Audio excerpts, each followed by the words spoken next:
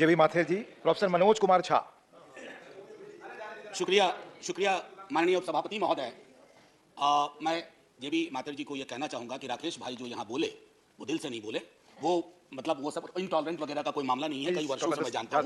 नहीं, सब्जेक्ट पे ही आ रहा हूँ सर, सब्जेक्ट के सबसे बड़ा हिस्सा तो वही है, अगरवुड वाले फॉर्म में जा रहे थे सब्जेक्ट। एनीवे, माननीय उपसभापति महोदय, सच्चर कमेटी और रंगनाथ मिश्रा आयोग दोनों के संदर्भ में अब्दुल वहाब साहब का ये रेजोल्यूशन, मुझे बेहद खुशी है, लॉटरी से आता है ये रेजोल्यूशन, आज यहाँ आया और हम सब चर्चा भी कर रहे हैं। हमारे मंतव्य, हमारे रुझान अलग अलग हो सकते हैं, लेकिन 20% आबादी के प्रति अगर हमारा दृष्टिकोण उचित नहीं है, हमारे दृष्टिकोण में समग्रता में लेने का अगर भाव नहीं है, तो मैं समझता हूं कि चाहे $5 ट्रिलियन की इकोनॉमी बना लें या आलिशान महल खड़े कर लें, एक मुल्क के रूप में हम तनहा महसूस करेंगे। ये मेरा मानना था। अब्दुल वहाब साहब ने जब रेजोल्यूशन के बारे में बोलने खड़े हुए, मुझे लगा कि एक विस्तृत फलक पर वो अपनी बात रखेंगे, लेकिन एक झिझक मैंने देखी, एक संकोच सा दिखा। मैं डर नहीं कहूंगा, एक झिझक, एक संकोच, एक रिलक्टेंस जिसको अंग्रेजी में कहते हैं।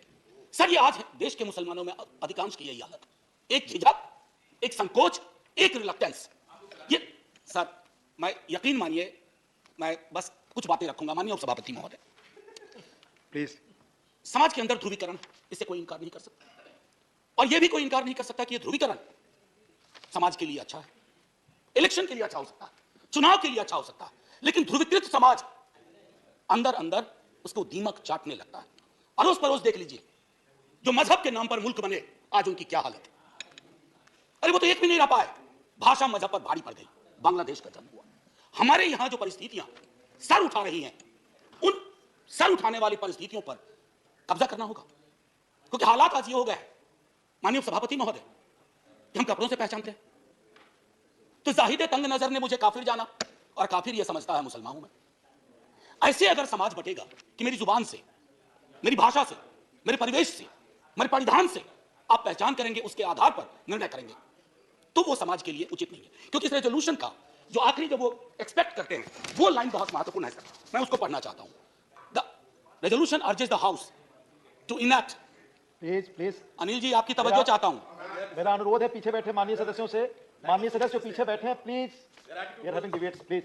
हां, बोले professor Jha. Sir, to enact a legislation for prevention of atrocities against minorities of the country so as to build confidence amongst Muslims who were vulnerable.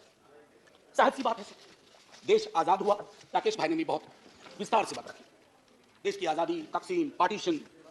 Sir, मैं हाउस में सर, असल में क्या है ना, मेरे अंदर का या राकेश भाई के भी अंदर का शिक्षक मरा नहीं है, तो अक्सर हम जब बोलते हैं जी सर, अब सिर्फ आपको मैं छात्र तो मान ही नहीं सकता। मैं सिर्फ ये कहना चाहता था, देखिए तारतम्य भी टूट जाता है कि वो जो पार्टीशन का वक्त था, और मैं अक्सर लोगों से कहूंगा कि आप कम्युनिस्ट हो, कांग्रेस हो, बीजेपी, जनसंघ के लोग हो, निर्दलीय हो, फ्री थिंकर हो, लास्ट फेज जो प्यारेलाल जी की है, बापू की जिंदगी का लास्ट फेज, सर उसको पढ़ा जाए।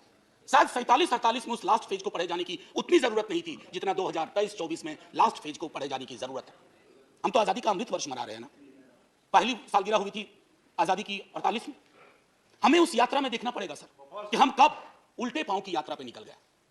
और दुनिया का इतिहास गवाह है सर कि डर और खौफ अपने एक समुदाय के लिए अगर आप पैदा करते हैं और उल्टे पांव की यात्रा पे चले जाते हैं, तो अंततः वो आपका भी भला नहीं करती, क्योंकि political power is never permanent sir.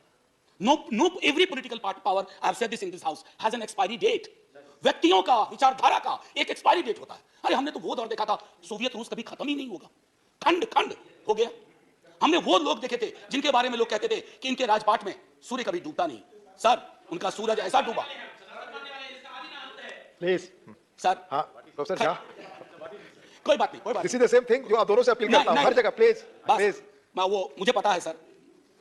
मैं एक चीज कहूंगा कि गांधी जी ने उसी दौर में एक बात कही थी कि किसी भी सभ्यता, और अपने देश को हम कभी देश नहीं कहते हैं, हमारे तमाम मित्र अग्री करेंगे, सहमत होंगे, हम इसको सभ्यता कहते हैं, हिंदुस्तान की सभ्यता।